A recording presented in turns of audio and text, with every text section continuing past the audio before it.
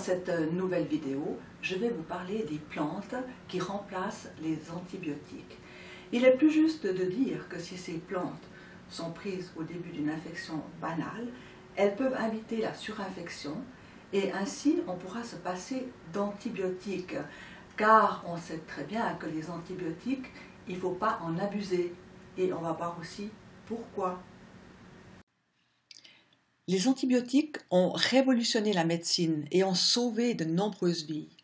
Malheureusement, l'utilisation de ces médicaments s'accompagne de l'apparition toujours plus inquiétante de microbes résistants. C'est un sujet d'actualité car les scientifiques se rendent compte de plus en plus du grand danger qui nous guette en raison de cette résistance. Ce problème ne concerne actuellement que très peu d'infections, mais il pourrait devenir dramatique pour les générations futures. Dans 90% des cas d'infections banales, telles un refroidissement, un rhume, une angine, les antibiotiques ne sont pas nécessaires, tout simplement parce que le germe responsable est un virus. Alors, quand sont-ils nécessaires? Les antibiotiques sont nécessaires qu'en cas d'infection bactérienne. Et puis, il y a aussi une idée fausse qui circule. De nombreuses personnes pensent qu'un antibiotique fait guérir plus vite, mais ce n'est pas le cas. Le problème des antibiotiques est qu'ils détruisent les bonnes bactéries. L'intestin et le vagin renferment des bactéries utiles à l'organisme. Ces bactéries protègent ces organes contre des germes nocifs.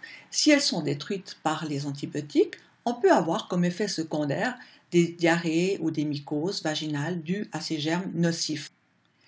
Et puis, les antibiotiques peuvent provoquer une résistance des bactéries contre les antibiotiques. Une bactérie peut devenir résistante lorsqu'elle est en contact avec un antibiotique donné et transférer leur résistance à d'autres bactéries. Il est certain que le mauvais usage des antibiotiques favorise l'apparition de cette résistance. Vous devez utiliser un antibiotique que lorsque c'est nécessaire. Vous devez respecter le dosage prescrit ainsi que la durée du traitement. Vous devez prendre des antibiotiques prescrits que par votre médecin ou son vétérinaire, car tout ce que je viens de vous dire est aussi valable pour vos animaux de compagnie. Venons-en aux plantes médicinales. Comme je vous l'ai déjà dit, si les plantes médicinales sont prises au début d'une infection virale banale, elles peuvent prévenir une surinfection bactérienne et ainsi éviter l'usage d'un antibiotique. Ces plantes sont nombreuses. J'ai choisi de vous parler du pépin de pamplemousse, de l'ail, de la canneberge et du miel.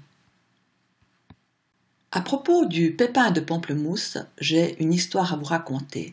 C'est en 1979 que le docteur Jacob Harish a remarqué que les pépins de pamplemousse qu'il jetait dans son compost ne pourrissaient pas.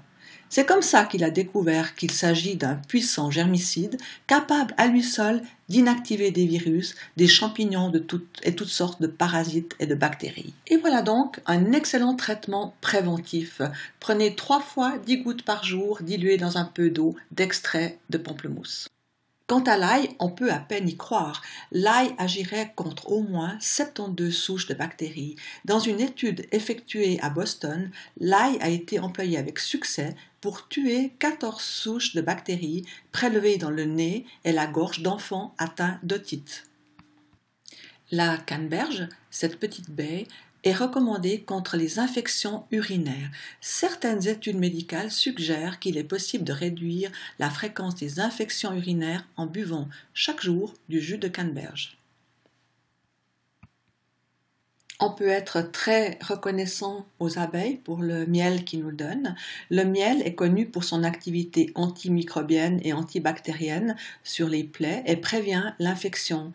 Selon une étude médicale américaine, les miels de qualité médicale ont une puissante activité bactéricide in vitro contre les bactéries résistantes aux antibiotiques, causant plusieurs infections potentiellement mortelles pour les humains. Et bien voilà pour aujourd'hui et moi je vous dis à tout bientôt pour une nouvelle vidéo. Au revoir.